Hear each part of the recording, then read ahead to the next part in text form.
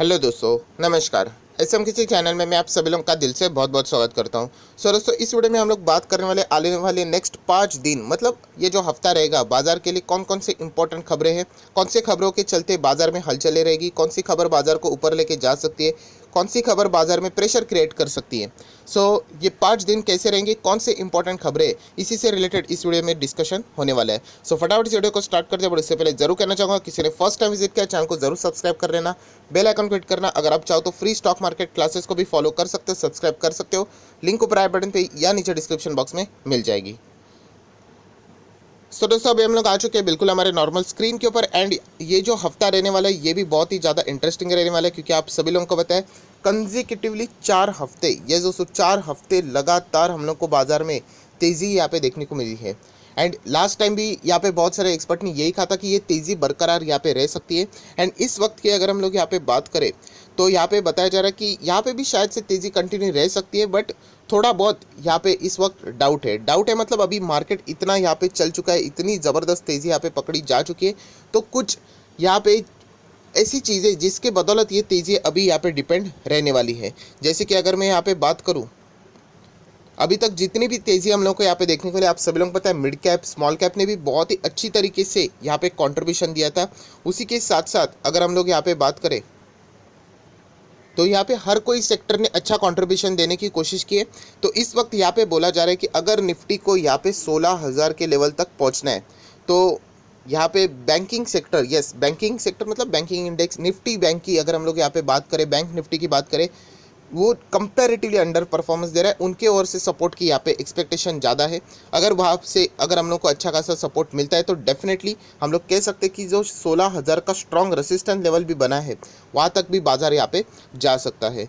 उसी के साथ साथ अगर हम लोग यहाँ पे देखें तो एक्सपर्ट ने और भी कुछ चीज़ें यहाँ पे बताई है, कि जैसे कि आप लोग यहाँ पे देख सकते हो कि ये जो आने वाला ये जो हफ्ता है थोड़ा सा कंसोलिडेशन भी हम लोग को यहाँ पे देखने को भी मिल सकता है, क्योंकि इसमें कोई बुरी बात नहीं है, क्योंकि आप लोगों को पता है बहुत ही इतना तेज़ बाजार में हम लोग को मतलब रफ्तार पकड़ी हुई देखने को यहाँ पे मिली है। सो थोड़ा बहुत सांस लेना बहुत ही इंपॉर्टेंट है। तो शायद से ये वाला हफ्ता उस प्रकार का रोल यहाँ पे प्ले कर सकता है। सो ये तो एक हो गया ओवरव्यू। अभी हम लोग देख लेते हैं कि एक डिटेल खबरों की ओर। सबसे पहले अभी हम लोग यहाँ पे शुरुआत करेंगे अर्निंग के साथ। मतलब आप सभी लोगों को पता है यहाँ पे Q4 के अभी बड़े बड़े कंपनी के नंबर्स ऑलमोस्ट खत्म हो चुके हैं, बट स्टिल अगर हम लोग यहाँ पे देखेंगे बहुत सारे कंपनी, मतलब ये जो हफ्ता है इसमें भी 200 से ज़्यादा कंपनी अपने Q4 के नंबर्स यहाँ पे रिलीज़ करने वाली है। एंड इसमें से अगर हम लोग कुछ पॉपुलर कंपनीज़ की बात करें तो वैसे कोल इंडिया है, PFC है, पावर ग्रिड है, राइट, NTPC है। हम कह सकते हैं सरकारी कंपनियों के नंबर्स ज़्यादा फिलहाल मतलब पॉपुलर की हम लोग यहाँ पे बात करें।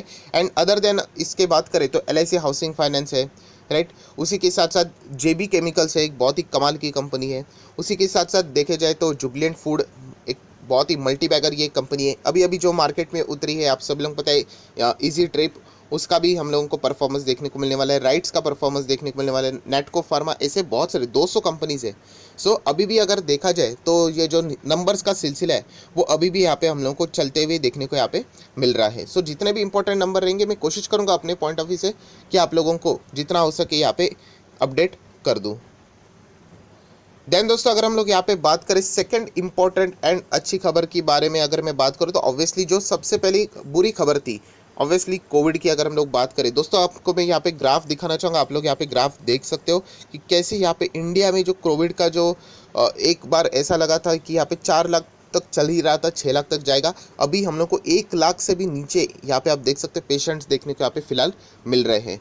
मतलब ये अच्छी बात है, हम लोग यहाँ पे कह सकते हैं, राइट। अगर हम लोग देखें कि इतने कम अगर पेशेंट्स आएंगे तो लॉकडाउन का तो अभी सवाल उठता ही नहीं है। आप सभी लोगों को यहाँ पे पता है छोटे मोटे रेस्ट्रिक्शन रहेंगे, इनफैक्ट अभी अनलॉक की बातें रहेंगी कि कैसे वापस चीज़ों को अनलॉक किया जाए। तो ये एक अच्छी बात है इकोनॉमी के हिसाब से अगर हम लोग यहाँ पे बात करें। एंड यही चीज़ अगर हम लोग यहाँ पे बाजार के हिसाब से भी देखें तो मतलब लगातार 5वें दिन आप देख सकते हैं 1 लाख से भी कम केसेस देखने को मिले, तो ये बाजार के लिए अच्छी न्यूज़ है, राइट। ये कोई बुरी न्यूज़ नहीं है। उसी के साथ साथ अगर हम लोग यहाँ पे बात करें जो हम लोगों को जो एक्टिव केसेस देखने को मिलते थे, आप सभी लोगों को पता है वो भी हम लोग को ज़बरदस्त डिक्लाइन होते हुए देखने को मिले। पहले 15 लाख के ऊपर थे, अभी तो 10 लाख के ही आसपास है। ऑब्वियसली यहाँ पे केसेस जो बढ़ने वाला जो रेट था पॉजिटिविटी का वो ड्रॉप हो गया एंड रिकवरी का रेट बढ़ गया, तो ये तो अच्छी बात हम लोग को देखने को यहाँ पे मिलने वाली थी। सो ओवरऑल अगर हम लोग यहाँ पे बात करें तो साइड वाइज आप लोगों को पता है कि वैक्सीनेशन भी अभी हम लोग को चलते हुए साइड मल्टीनियसली यहाँ पे देखने को यहाँ पे मिल रहा है। एंड अगर पिछले 24 घंटे की बात करें तो लगभग 34 लाख से भी ज़्यादा डोसेज हम लोग को फिलहाल यहाँ पे मतलब वैक्सीनेशन लगते हुए देखने को यहाँ पे मिला है। सो ये सारी चीज़ें एक बात ज़रूर जताती है कि जो सबसे बड़ा ये जो टेंशन था कोविड की जो महामारी हम लोग कहते थे, तो इससे रिलेटेड तो फिलहाल यहाँ पे प्रेशर बाजार के ऊपर पड़ते हुए देखने को नहीं मिलने वाला है। सो ये एक अच्छा पॉइंट है जो कि हम लोग यहाँ पे कह सकते हैं। देन नेक्स्ट तीसरा इंपॉर्टेंट पॉइंट है और वो है आप देख सकते हो इंडिया के बाहर का ग्लोबल इकोनॉमी की अगर हम लोग बात करें, ग्लोबल मार्केट की बात करें तो अमेरिकन बाजार आप सभी लोगों को पता है, तो फेड रेट से रिलेटेड क्या यहाँ पे डिसीजन रहेगा वो अभी हम लोग को देखना है। फेड रेट मतलब आपको पता है फेडरल रिजर्व की जो मीटिंग हमारे इधर कैसे एमपीसी रहता है वैसे फेडरल रिजर्व वहाँ पे मीटिंग रहेगी जून 16। अगर हम लोग यहाँ पे बात करें इससे रिलेटेड ये सारा डेटा हम लोग को यहाँ पे देखने को मिलने वाला है। आप लोगों को पता है 2 दिन की ये मीटिंग यहाँ पे रहती है। यूजुअली अगर हम लोग देखा जाए, यूजुअली अभी तो कैसे सभी लोगों को पता है उन्होंने ऑलरेडी यहाँ पे कहा था कि जो रेट वो यहाँ पे रखने वाले हैं नियर जीरो लेवल पे ही रखने वाले। तो यहाँ पे जो एक्सपेक्टेशन है सभी लोगों को यहाँ पे पता है कि चांसेस यहाँ पे अभी भी वही उनकी जो पॉलिसी है वो कंटिन्यू शायद से यहाँ पे रख सकते हैं, ऐसा भी हम लोग यहाँ पे कह सकते हैं। बट उसी के साथ साथ लोगों की नज़रें भी रहेंगी क्योंकि अभी हम लोग को सारी चीज़ें रिकवर होती हुई भी देखने को मिलने वाली है, मतलब मिल रही है ऑलरेडी।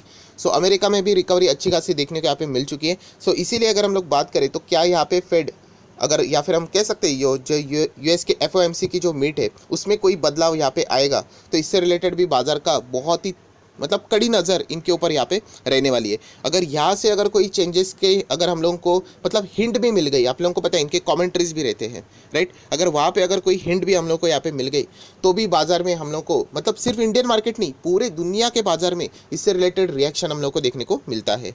बट अभी भी एक्सपेक्टेशन यही है कि शायद से जो उन्होंने पहले जो उनका जो स्टैंड रखा था वही शायद से वो कंटिन्यू यहाँ पे रख सकेंगे।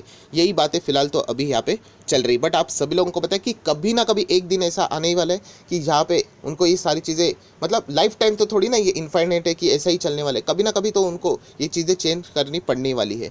सो वो दिन कब आएगा इसके लिए सब लोग इंतज़ार यहाँ पे कर रहे हैं राइट। इसके चलते हम लोग कह सकते हैं कि बाजार में हलचलें हो सकती है।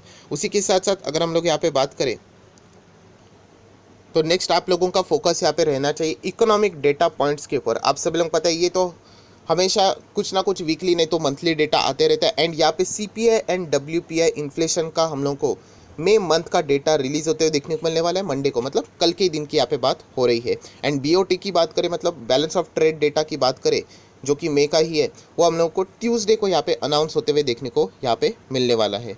सो बहुत ही इंपॉर्टेंट डेटा है, इन सारे डेटाओं की ओर आप लोगों का फोकस यहाँ पे रहना चाहिए। उसी के साथ साथ अगर हम लोग यहाँ पे बात करें बैंक्स का भी जो डेटा रहता है डिपॉजिट्स एंड लोन ग्रोथ से रिलेटेड राइट, मतलब जो अभी तक जून 4 तक का जो सारी चीज़ें हम लोग को यहाँ पे देखने को मिली एंड जो फॉरेन एक्सचेंज रिजर्व्स रहेंगे जो वीकली डेटा जो इधर का रहता है वो सारा डेटा हम लोग को फ्राइडे के दिन इसी हफ्ते यहाँ पे देखने को मिलने वाला है। सो ये सारे इंपॉर्टेंट चीज़ें जो कि आप लोगों ने इसके ऊपर यहाँ पे फोकस फिलहाल तो रखना चाहिए। एंड उसी के साथ साथ आप सभी लोगों को पता है एमपीसी की जो मीटिंग हुई थी तो मिनट्स ऑफ मीटिंग्स जो भी रहते हैं आप सभी लोगों को पता है, तो वो भी हम लोग को इसी हफ्ते फ्राइडे के दिन यहाँ पे रिलीज़ होते हुए देखने को मिलने वाले हैं। सो इसके ऊपर भी आप चाहो तो फोकस रख सकते हो। देन दोस्तों अभी बहुत समय के बाद अगर हम लोग बात करें तो यस आईपीओ का भी मतलब हम कह सकते हैं ये भी मार्केट अभी वापस यहाँ पे रीओपन होते हुए देखने को यहाँ पे मिल रहा है। एंड यूजुअली देखा जा रहा है, मैं अभी भी कह रहा हूँ ऐसा कोई फिक्स रूल नहीं है, बट आईपीओ जब भी आता है आप लोगों को पता है मार्केट यूजुअली अच्छे रहने के मूड में ही हो सकता है, ऐसे हम लोग यहाँ पे कह सकते हैं। क्योंकि देखिए आईपीओ कोई भी लाना चाहेगा मार्केट की तेज़ी में एंड बहुत ज़्यादा रिसर्च की जाती है। एंड लगभग अगर हम लोग यहाँ पे बात करें एक नहीं दो नहीं बल्कि 4 आईपीओ हम लोग को यहाँ पे आते हुए देखने को यहाँ पे मिलने वाले इसी हफ्ते की अगर हम लोग यहाँ पे बात करें तो ये भी एक छोटा सा हिंट है कि शायद से बाजार में पॉजिटिविटी बनी रहे, ऐसा हम लोग यहाँ पे कह सकते हैं। सो कुल मिलाकर देखिए 1 2 उसके बाद 3 एंड 4 ऐसे 4 आईपीओ फिलहाल अभी लाइन लगाकर यहाँ पे खड़े हैं राइट। इससे रिलेटेड भी हम कह सकते हैं कि बाजार में अच्छा खासा प्रभाव पड़ते हुए हम लोग को देखने को मिल सकता है। देन दोस्तों अगर हम लोग यहाँ पे बात करें तो ऑब्वियसली आप लोगों का जो फोकस है वो सरकार की ओर भी रहना चाहिए, क्योंकि डाइवेस्टमेंट से रिलेटेड न्यूज़ बहुत ही ज़्यादा तेज़ यहाँ पे हो चुके हैं। बहुत बड़े बड़े कंपनीज का डाइवेस्टमेंट सामने आ रहा है। बैंकिंग सेक्टर में भी हम लोग को वही चीज़ देखने को मिल रही है, प्राइवेटाइजेशन की न्यूज़ सामने आ रही है। तो इसके चलते भी बाजार के ऊपर अच्छा खासा इम्पैक्ट पड़ सकता है। उसी के साथ साथ एफओएमसी की जैसे ही हम लोग को मीटिंग यहाँ पे देखने को मिलेगी। मिनट्स ऑफ मीटिंग भी आरबीआई के जो लास्ट इसके एमपीसी की बैठक की थे वो भी रिलीज़ होने वाले। तो आप आरबीआई की और भी नज़र यहाँ पे रख सकते हैं। आरबीआई से रिलेटेड कोई भी अगर ऑफिशियल अनाउंसमेंट आता है तो ज़रूर वो भी बाजार में अच्छे खासे हलचल यहाँ पे क्रिएट करवा सकते हैं, क्योंकि आप सभी लोग पता है बाजार बिल्कुल टॉप लेवल पे। तो ये सारी एक्टिविटी बहुत ही इंपॉर्टेंट रोल यहाँ पे प्ले करने वाली है। देन अगर हम लोग यहाँ पे बात करें इन्वेस्टर कौन से foreign investor FIS DIIs activities की बात करें, तो अभी तक का जो डेटा है उसके हिसाब से हम लोग कह सकते हैं फॉरेन इन्वेस्टर फिलहाल तो नेट बाइंग करके ही चल रहे हैं।